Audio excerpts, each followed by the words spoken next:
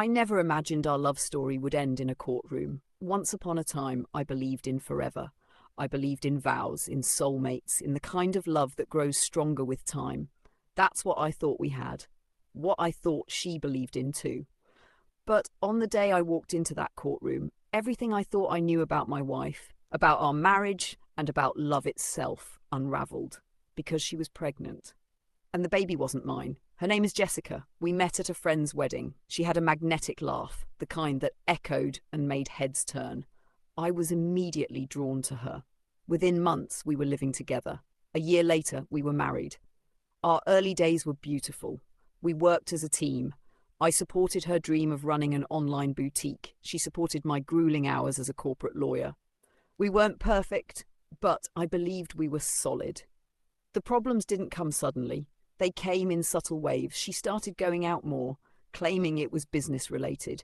She'd take her phone everywhere, even to the bathroom. She started staying out late with no explanation. My gut knew something was off, but I dismissed it. I told myself not to be paranoid, until the night I came home early. She wasn't expecting me.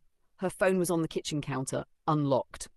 A message popped up. Can't wait to see you again. Last night was incredible. A red heart followed it. I felt like the wind had been knocked out of me. When I confronted her, she didn't deny it. Not at first. Then she did. Then she cried. Then she blamed me for working too much, for being distant, for not being the man I used to be. She never told me who the other man was. I never asked. I packed a bag that night and stayed with a friend. A week later, I filed for divorce, and we barely spoke after that. Our lawyers handled everything. Property division, financial agreements, everything was nearly settled without drama. I hadn't seen her in months when the hearing date arrived. I walked into the courtroom, ready to sign the final documents and close that chapter. But when I saw her, my world stopped. Jessica was pregnant, visibly pregnant. She wore a soft pink dress, one hand resting on her stomach, the other clutched around her lawyer's arm. And she saw me and smiled, not warmly, not shyly. It was a smile that said, I still have the upper hand. I froze. Was it mine? That's all I could think at first. Was it mine? But I knew the answer. We hadn't been intimate in nearly a year, long before I filed. I did the math in my head. There was no way. It wasn't mine. And she knew that.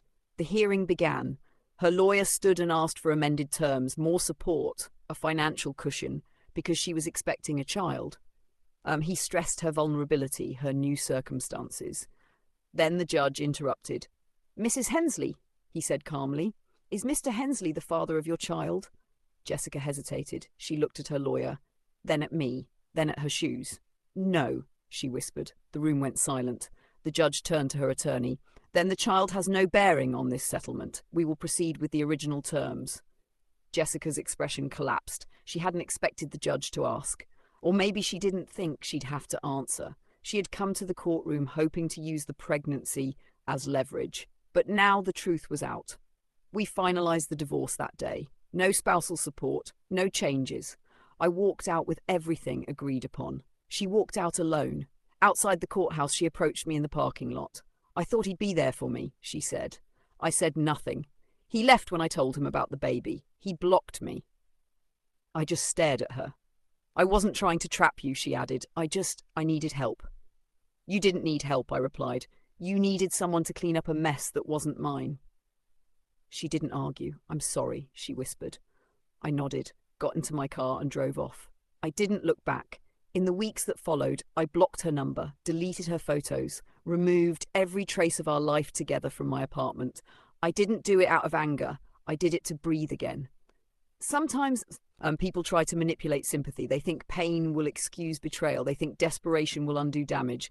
But manipulation in the face of truth always fails. Jessica came to court pregnant, thinking it would make her case stronger. But when the judge asked one question, one simple question, it all fell apart. Now, a year later, my life is calm, quiet, stable. I've met someone new. Her name is Claire. She's thoughtful, no drama, no games. When I told her everything, she didn't flinch. She just held my hand. Sometimes I wonder what Jessica is doing, whether the father of her child ever came back, whether she finally told the truth to someone other than a judge. But then I remind myself, I don't need to wonder. That part of my life is over, and I'm free. finally, truly free. Because no matter how complicated the story became, the truth won. And that's what saved me.